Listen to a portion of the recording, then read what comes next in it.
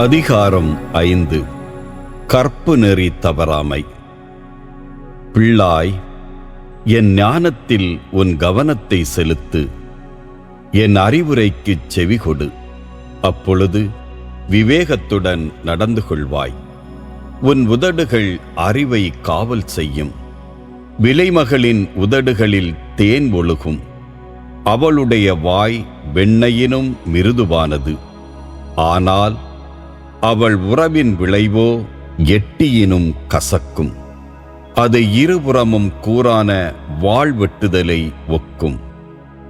அவள் கால் சாவை நோக்கிச் செல்லும்.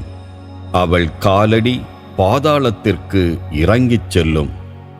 வாழ்வுக்கு செல்லும் பாதையை அவள் கவனத்தில் கொள்வதில்லை. அவளுடைய வழிகள் மாறிக்கொண்டே இருக்கும். அதை பற்றி அவளுக்கு கவலையே இல்லை.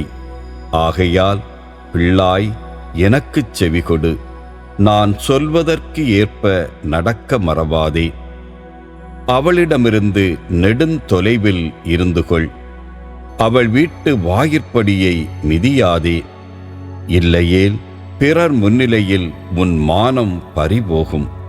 கொடியவர் கையில் உன் உயிரை இழப்பாய். அந்நியர் உன் சொத்தை தின்று கொழுப்படைவர். நீ பாடுபட்டு சம்பாதித்தது வேறொரு குடும்பத்திற்கு போய் சேரும். நீ எலும்பும் தோலுமாய் உருக்குலைந்து போவாய். உன் வாழ்க்கையின் இறுதியில் கலங்கி புலம்புவாய். ஐயோ, அறிவுரையை நான் வெறுத்தேனே! கண்டிக்கப்படுவதை என் இதயம் புறக்கணித்ததே! கற்பித்தவர்களின் சொல்லை கேளாமல் போனேனே! போதித்தவர்களுக்கு செவிகொடாமல் இருந்தேனே! இப்போது நான் மீளா துயரத்தில் மூழ்கியவனாய் மக்கள் மன்றத்தில் மானமிழந்து நிற்கின்றேனே என அலறுவாய். பிறன்மனை நயவாமை. உன் சொந்த நீர்த்தொட்டியிலுள்ள நீரையே குடி. உன் வீட்டு கிணற்றிலுள்ள நல்ல தண்ணீரையே பருகு. உன் ஊற்று நீர் வெளியே பாய வேண்டுமா? உன் வாய்க்காலின் நீர் வீதிகளில் வழிந்தோட வேண்டுமா?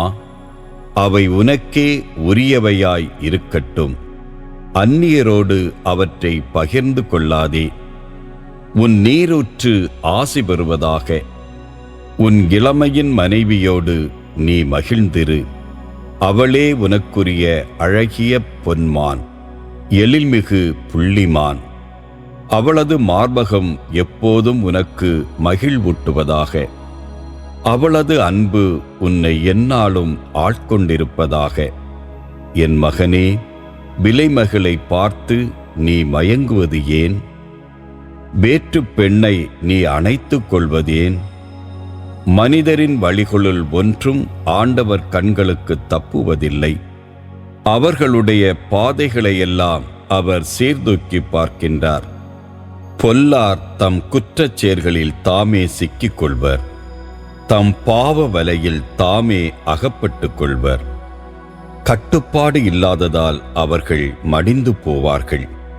தங்கள் மதிகேட்டின் மிகுதியால் கெட்டழிவார்கள்.